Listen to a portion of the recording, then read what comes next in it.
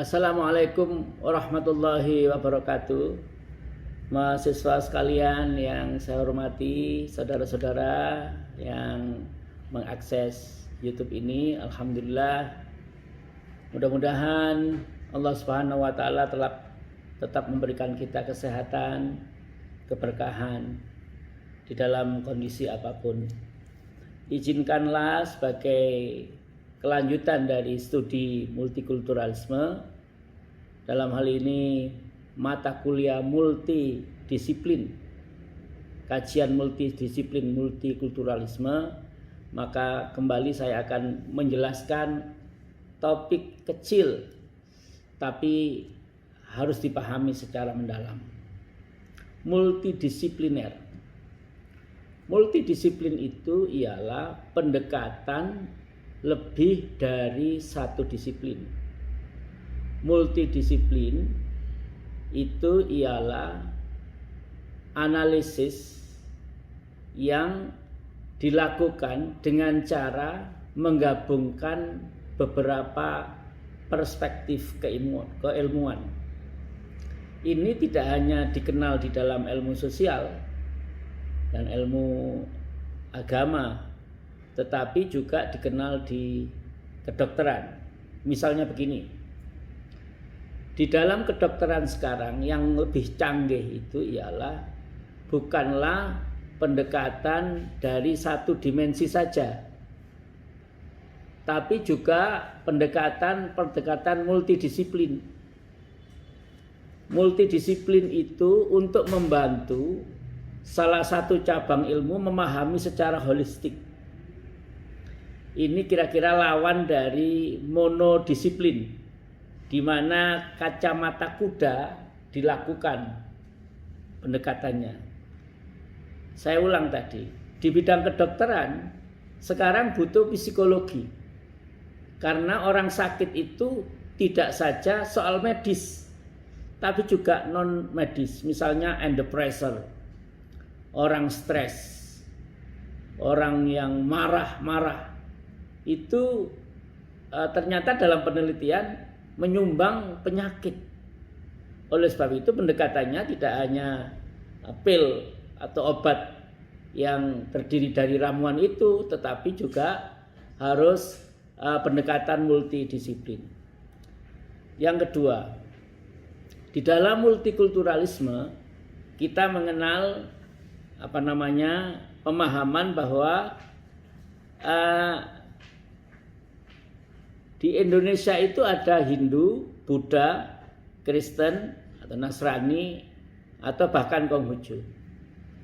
Kalau kita hanya memegang satu ayat,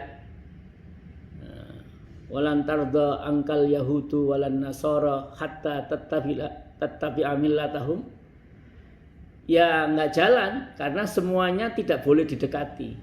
Karena ada ancaman kalau mereka itu tidak ridho kalau kita tidak masuk di dalam ketuhanan mereka dan agama mereka. Nah, di Indonesia diperlukan pendekatan multidisiplin karena hanya satu kacamata kuda tidak cukup untuk memahami secara objektif. Kemudian hal lain, misalnya ternyata sekarang sifat-sifat sabar, neriman, tidur cukup, olahraga yang cukup itu berpengaruh terhadap kesehatan. Nah, oleh sebab itu tidak cukup hanya pendekatan tertentu. Cuman yang dimaksud dengan pendekatan multidisiplin di dalam multikulturalisme tentu ada batasnya. Tidak boleh menggerus pendekatan agama itu sendiri. Pendekatan agama itu tetap merupakan pokok pohon dari pendekatan multidisiplin. Jadi misalnya gini, fanatisme terhadap agama itu harus, kuat iman itu harus, kuat mempertahankan ideologi itu harus. Tapi dalam praktek sosial, dalam suasana multikultural, pemahaman atas perbedaan itu juga harus muncul. Pemahaman atas kebinekaan juga harus muncul. Dengan begitu ada toleransi, ada pemahaman bersama. Tapi walaupun begitu memang harus hati-hati. Saya banyak mendapat masukan. Salah satu masukan itu dari kawan kita di Majelis Ulama bahwa tidak boleh toleransi itu memperlemah iman. Tidak boleh toleransi itu menjadikan kita masyarakat yang atau umat yang kalah. Tidak boleh toleransi itu menjadi kita ini permisif atas semua hal. Oleh sebab itu tetap saja kita mempertahankan dari prinsip-prinsip yang akidah, tetapi secara sosiologis kita welcome terhadap pendekatan lain.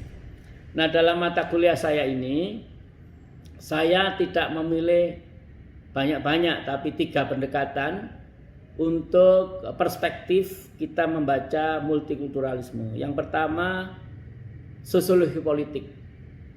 Artinya nanti saya perspektif sosiologi politik akan kita ajukan sebagai pendekatan. Yang kedua, tata negara atau pemerintahan.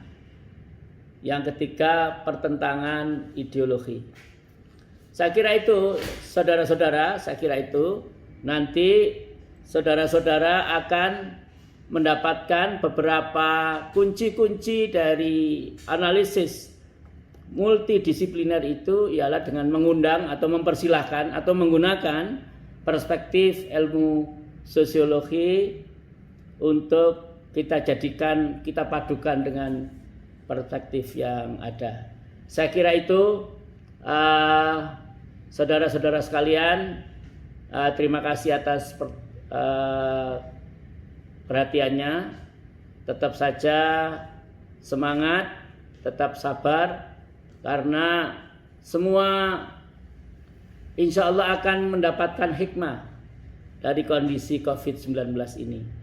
Dan insya Allah puasa akan mendrive kita di dalam memperkuat keimanan, keihsanan. Sebagaimana yang saya dengar dari para alim, puasa itu adalah bulan yang istimewa, bulan di mana kita mendapatkan kesempatan untuk kembali melihat diri kita, kembali dekat dengan Allah, kembali menjadi fitri, kembali menjadi manusia seutuhnya. Sekali lagi terima kasih. Wassalamualaikum warahmatullahi wabarakatuh.